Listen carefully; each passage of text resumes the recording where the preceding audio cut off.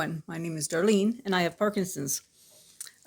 Today is going to be a little bit different. I always say it's going to be a little bit different because I would hate to be bored all the time. But I'm having to do things a little bit more carefully.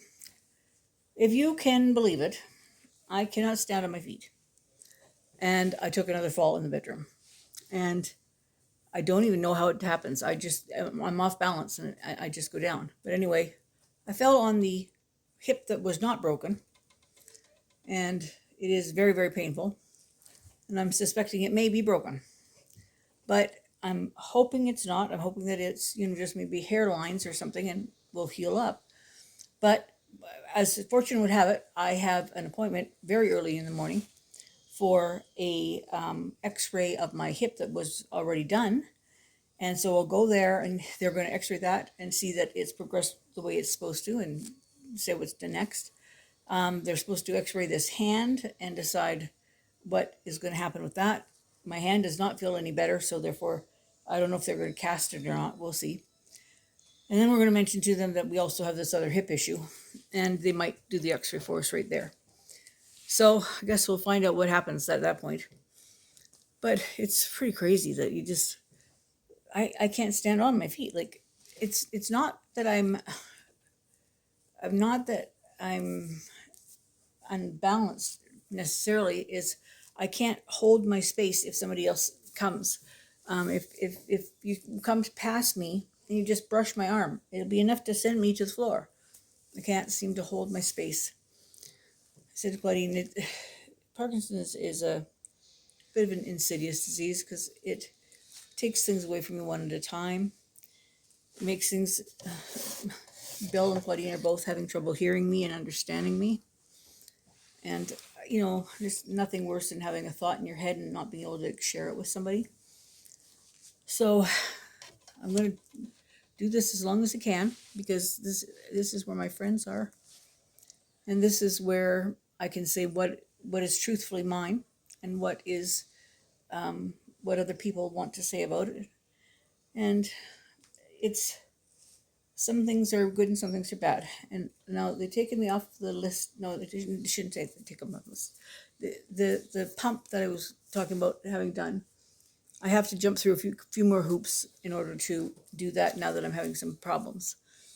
And she doesn't think that I'll be able to do that right now. So she said, let's just put it on the back burner for a little while.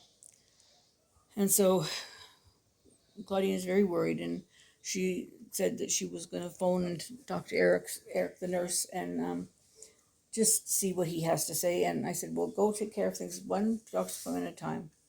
Bill went and had his ultrasound done that he had to have done. He has a bone biopsy that he's got to get done in the next week, and then they're going to discuss, and a Zoom call for 2 hours, and then they'll decide what they're going to do for treatment for him. And we'll cross each bridge as we come. And that's really the only way you can do it. It's you can't always have it good. But I want to tell you a story. I think I might have told you. I can't see. I don't remember it clearly, but I'm going to tell you a story about one day when we were out driving. We had volunteered in New Germany, in Nova Scotia, to help with a turkey supper that they were putting on.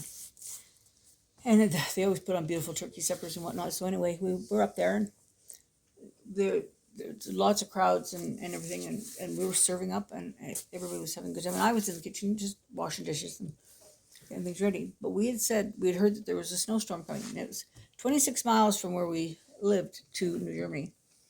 And the roads could get quite slippery. So we said, if we see a flurry of snow, as soon as we see the snow, folks, we have to leave, because you guys can all make it home. But if we see a flurry, then we have to go, because we might not be home in time for it to be over. So that was fine. We were coming down the highway, and it's an older highway. It's not the fast highway. It's not around the province. It's the little ones. And so we were going through the area where there's a lake on one side, and there was lots of trees and everything, and then there's this very steep hill. And We could not believe it. It happened. So first of all, we had just bought the car 2 weeks before this, and we turned the wheel of the car when the edge of the road came up, because it was startling. All of a sudden you're there, and then the edge of the road is there, and so we got ourselves corrected onto it, and then next thing we knew, it sucked us right over the edge. Like the snow, you couldn't fight the snow. Like the snow was taking you down. That's all you could go. Here we are. The car literally goes like this and down this steep hill. And we looked at each other at the end and went, "Are you alive?" We just looked at each other and we said, "We're not drowned," and we couldn't believe it. Like we were in shock. Like it happened so fast, and yet we can remember every thought in slow motion as we were going over that hill. And all I could think of is, what are we going to do? Make sure you can get out, right? So I was looking around while we were falling down the hill, looking around to see if there's something I could smash a window out with, because I knew the pressure got on the doors. That'd be it. So I said to Bill, "We're not even in the water." He says, "I know. Look at this." Do you know what it was? The very bottom of this hill, this went down here, there was the width of a train track, and then there was the water. The width of a train track that didn't exist anymore. And the ATVers sometimes use it for trails. We had gone down, and our car literally had gone down the hill and stopped on that width of that train track. Then we hear a voice coming from outside the car, but up the hill. "Are you folks okay?" And we said, "We are. We're a bit shook up, but we are okay. Would you mind phoning a tow truck for us, because we have to try to get the car out of here?" He says, "Do you know where you are?" And I said, "No, I don't know where we are. We're halfway between New Germany and Bridgewater." He said, "You are on the old train tracks." He said, "You couldn't have happened at a better spot, because," he said, "if we get your car turned not like towards the lake, but towards where the train track was, we can drive your car right up onto the road here. It gradually goes up and it'll drive right onto the road." And I said, "Well, that's good, but we're not Hercules, and we can't lift our car and turn it. And there's 2 inches on each side. Like, there's no way we can do it." He says, give me a chance." He says, I'm pretty sure I can do it." And I said, "Okay, whatever." He gets himself a little piece of cardboard from his truck, and he zips down the hill on the toboggan of cardboard, and he gets into the car, and he turned that car like 2 inches, and he did it and got it turned around. And then he says, "Okay, I'll go with you and drive you up to the road." And they had just gone home. And we said, "Oh, thank you so much. We were so thankful for that."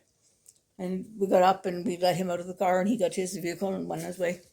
We thanked him very much. And I said to Bill, I said, "How did he turn that car?" Bill says, "I don't know how he turned that car." Because he said the hand of God held us in that spot for a reason, and he was our angel that came along.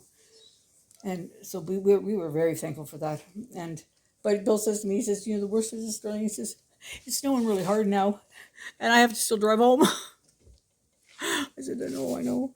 But we did. We drove for the rest of the way home, and we talked about the day the angels came and kept us from swimming. And anyway, we enjoyed that story. All right, I'm going to take off for now. I don't know what I'm going to do. I 3/4 cleaned the fridge. I want to just finish tidying that. And after that, I'll take it easy, I think. So we'll see you all tomorrow.